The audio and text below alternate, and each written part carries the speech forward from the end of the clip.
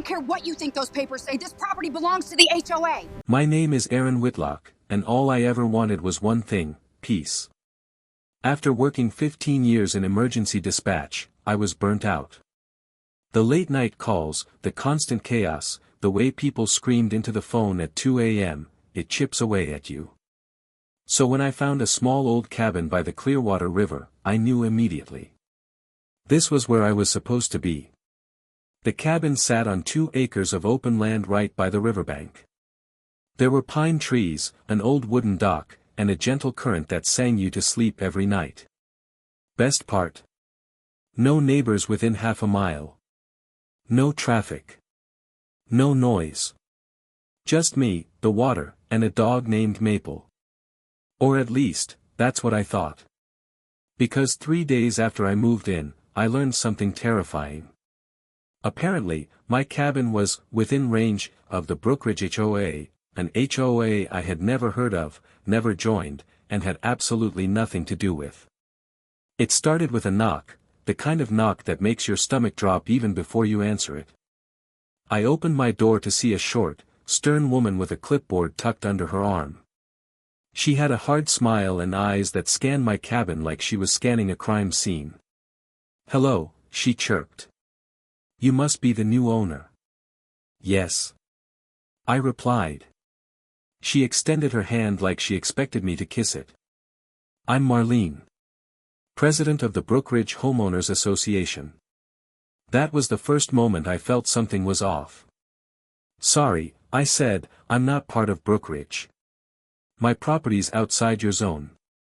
Her smile tightened. "That's what we need to discuss." I blinked. "Discuss, what?" She flipped through her clipboard dramatically and pulled out a paper.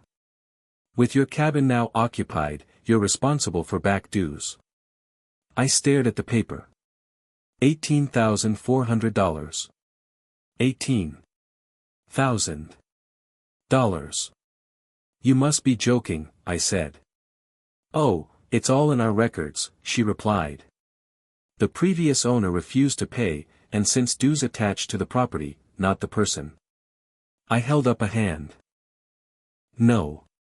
That's not how this works. My land is outside the Brookridge HOA.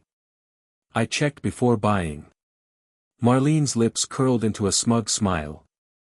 "We expanded last year." My gut tightened. "What do you mean, expanded?" She tapped the map on her clipboard, a map covered in highlighter scribbles like someone had let a toddler redesign the county. "Our community voted on it," she said. "Your land is now under our jurisdiction." I stared at her, stunned. I couldn't believe what she said next. "You're officially part of Brookridge," she announced proudly. "And your first payment is due Friday." After she left, Maple nudged my leg, sensing my stress. "Yeah," I muttered, "something's definitely wrong here." That night, I dove into county records. And sure enough, my parcel was not part of any HOA. No expansions were approved. No map changes were authorized. Brookridge HOA had exactly zero legal authority over my cabin. So why were they acting like they owned the place? That's when I found something that made my stomach drop. Someone, and I mean someone desperate, had filed a fake proposal with the county. It wasn't signed. It wasn't stamped. It wasn't even formatted correctly. But the intent was obvious. They wanted to quietly absorb nearby land without the owners noticing. And guess whose cabin sat right at the edge of their proposed expansion? Mine. That's when I knew I had to fight back.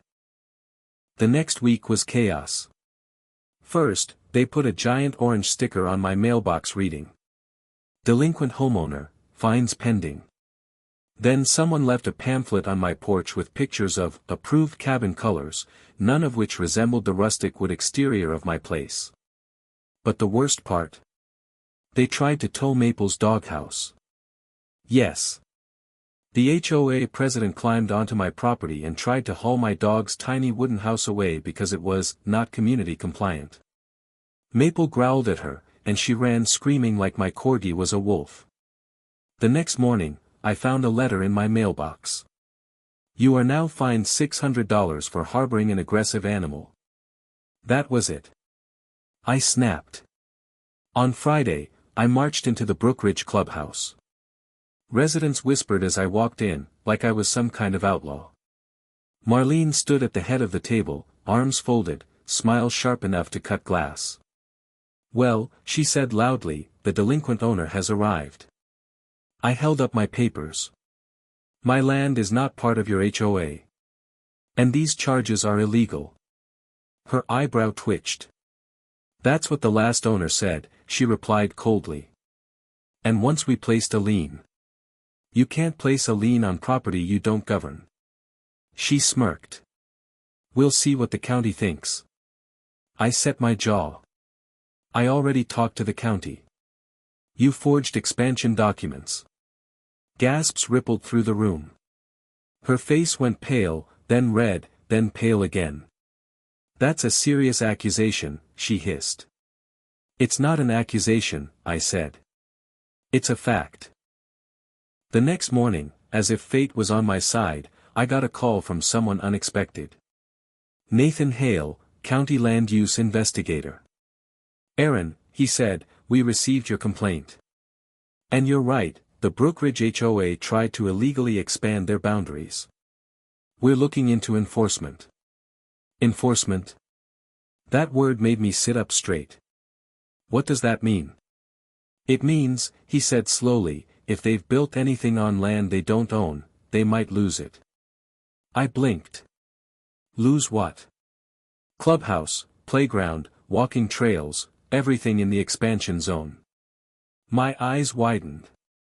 Wait, are you saying they built all that illegally? Nathan paused. It's beginning to look that way. The pieces clicked into place. Brookridge hadn't just tried to pull me in. They had built half of their new, community features, on land that didn't belong to them. And the county was not happy about that. 2 weeks later, the county sent a notification to every homeowner. I was there when panic erupted. People stormed into the clubhouse, waving letters and demanding answers. What is this? You told us the expansion was approved. You said all the new land was yours. Marlene tried to quiet them, but the room drowned in shouting. This is all misunderstandings. No, you lied. My property value is dropping because of you. That's when Nathan entered the room, badge visible.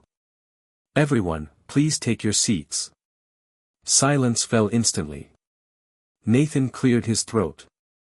After reviewing all documentation. Brookridge HOA illegally built multiple structures on land they do not own. Marlene stood up, trembling. No, this is my community. I run this association. Nathan cut her off. You won't be running anything after today. A woman behind me whispered. I couldn't believe what he said next. Effective immediately, Nathan continued, the HOA must vacate all structures in the expansion zone. They will be transferred to the rightful landowner. And who is that? Someone asked. Nathan looked straight at me. Aaron Whitlock. The room gasped so loudly it echoed. Marlene nearly collapsed. Turns out, when Brookridge illegally expanded, they built a recreation hall, a dock, a walking trail, and a small lakeside park. All on land connected to my cabin. And since they built it illegally, it became mine. All of it.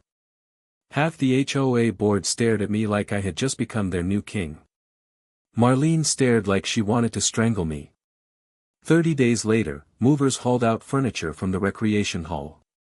Children cried because their playground was being dismantled. Residents tried to negotiate, but it wasn't up to me. The county had spoken. Marlene was removed as president. A new board took over. And the community apologized to me publicly. As for me, I didn't tear anything down. Instead, I turned the recreation hall into a kayak rental and photography workshop studio. The walking trail became open to the public. And the lakeside park? I renamed it Maples Run, after my loyal corgi. People love it.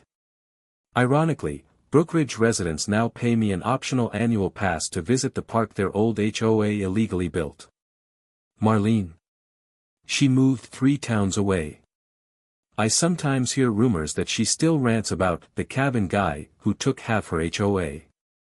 Whenever someone asks me why I fought back, I always say the same thing. Because if you let people walk over you once, they'll never stop. Know your rights. Stand up for your land. And never let an HOA bully you into submission. Because sometimes the best revenge is legally owning everything they tried to control.